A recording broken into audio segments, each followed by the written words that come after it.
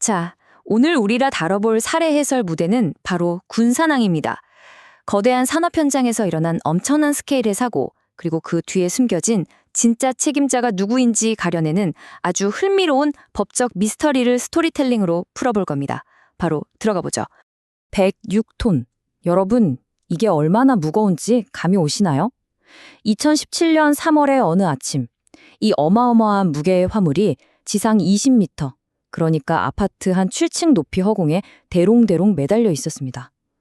진짜 보기만 해도 숨이 턱 막히는 아슬아슬한 상황이었죠. 이때 두 대의 크레인이 양쪽에서 이 거대한 쇳덩어리를 조심조심 들어올리고 있었거든요.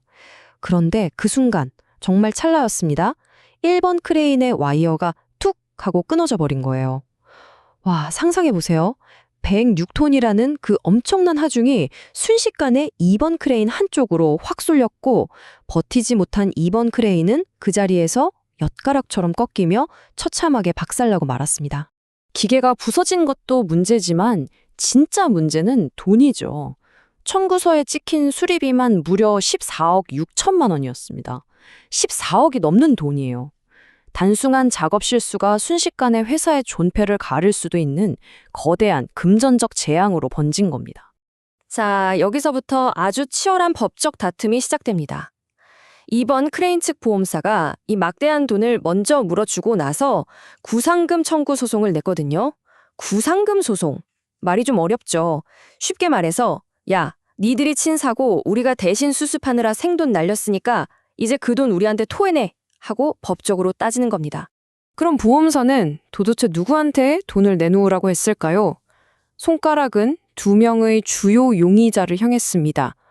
현장에서 직접 들어 올려, 내려 신호를 지휘했던 하청업체, 즉 피고 B, 그리고 와이어가 끊어져 버린 그 1번 크레인의 주인인 피고 C였습니다. 원고인 보험사의 주장은 아주 날카로웠습니다. 먼저 작업을 지휘한 피고 B를 향해서는 당신들이 2번 크레인이 버틸 수 있는 한계를 깡그리 무시하고 말도 안 되는 위험한 작업 지시를 내렸잖아. 그래서 장비가 부서진 거다 라고 몰아세웠죠. 그런데 크레인 주인인 피고 C를 향한 고발 내용은 진짜 좀 충격적입니다. 그 끊어진 와이어 로프 있죠? 그거 원래 안전하게 쓸 수 있는 설계 수명이 딱 2년이거든요? 근데 세상에 이 와이어를 조치한 번 없이 무려 5년 7개월, 거의 6년 가까이 우려먹고 있었던 겁니다. 진짜 너무한 거 아니냐는 소리가 절로 나오죠. 근데 여기서 잠깐만요. 상식적으로 좀 이상하지 않나요? 현장에는 수십 년 짬밥의 베테랑 장비 조종사들이 다 있었단 말이에요. 그런데 왜 처음부터 이렇게 말도 안 되게 위험한 작업을 밀어붙였던 걸까요? 법원도 이 부분이 이상하다 싶어서 마치 과학수사대처럼 당시 서류들을 하나하나 뜯어보기 시작합니다. 그리고 여기서 상황을 완전히 뒤집어버리는 엄청난 반전이 드러납니다. 하청업체가 현장에서 확인했던 서류에는 2번 크레인이 무려 80톤을 거뜬히 들 수 있다고 적혀 있었거든요. 근데 법원이 파헤쳐보니까 진짜 한계는 80톤이 아니라 고작 16톤이었던 겁니다. 네, 맞아요. 아예 처음부터 완전히 엉터리 스펙을 믿고 106톤짜리 쇳덩어리를 들어올린 거예요. 이 어이없는 오류 하나가 불러온 파장은 엄청났습니다. 사고 당시 2번 크레인을 넘어뜨리려고 짓누른 실제 힘이 자그마치 977톤까지 치솟았어요.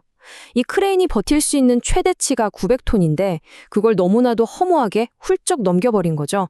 애초에 버틸 수가 없는 무게였습니다. 한계를 넘긴 2번 크레인이 바다 쪽으로 기우뚱거리며 넘어갈랑 말랑하는 그 절체절명의 순간, 조종석에 앉아있던 기사님은 살아야겠다는 본능에 재빨리 와이어를 확 풀어버립니다. 나부터 살고 봐야 하니까요. 근데 그렇게 되니까 어떻게 되죠? 허공에 붕 떠있던 그 엄청난 무게가 그 낡아빠진 1번 크레인으로 몽땅 쏟아져 내린 겁니다.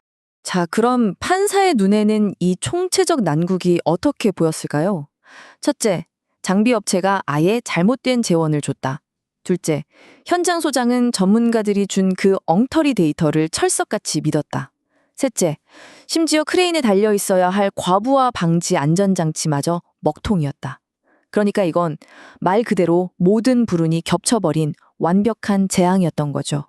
그래서 법원은 작업을 지휘했던 피고 P, 하청업체에게는 당신들 잘못이 아니다 라며 깔끔하게 무죄 판결을 내립니다. 아니, 현장 지휘자 입장에서는 장비 전문가들이 공식적으로 준 스펙 데이터를 믿을 수밖에 없잖아요. 법원도 그 데이터를 믿고 작업한 건 정당한 권리라고 인정을 해준 겁니다. 근데 여러분, 속으로 이런 생각하고 계시죠? 아니, 그럼 아까 그 6년이나 우려먹은 1번 크레인 와이어는 어떻게 되는 건데, 관리 개판으로 해서 와이어 끊어진 거니까 그 주인이 14억 물어내야 하는 거 아니야? 맞아요. 저도 딱 그 생각했거든요. 여기서 우리 법에 아주 중요한 개념 하나를 짚고 넘어가야 합니다. 바로 인과관계인데요. 쉽게 말해 법적으로 책임을 물으려면 그냥 너 관리를 그따구로 했지 하고 끝나는 게 아니라 네가 관리를 안 한 그 낡은 와이어 때문에 이 사고가 난 거다라는 직접적인 도미노 효과가 아주 명확하게 증명되어야 한다는 겁니다.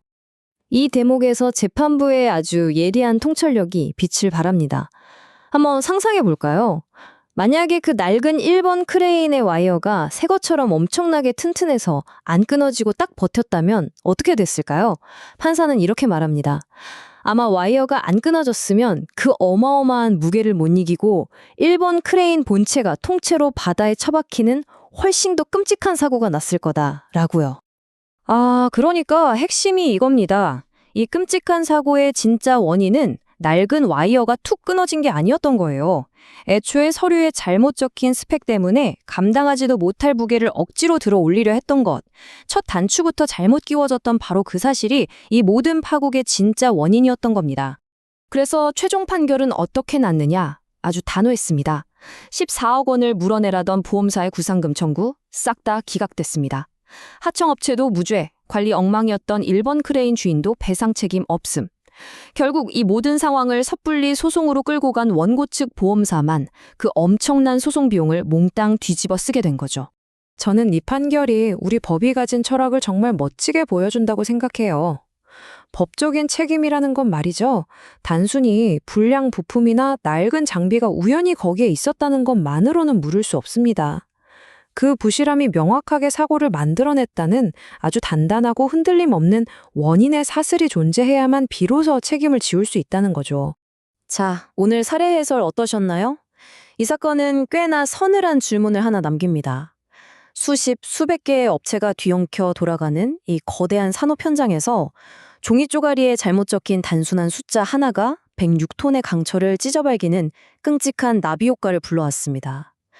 이 거대한 대가와 책임의 무게, 과연 누구의 몫이어야만 할까요? 여러분도 한번 곰곰이 생각해 보시길 바랍니다.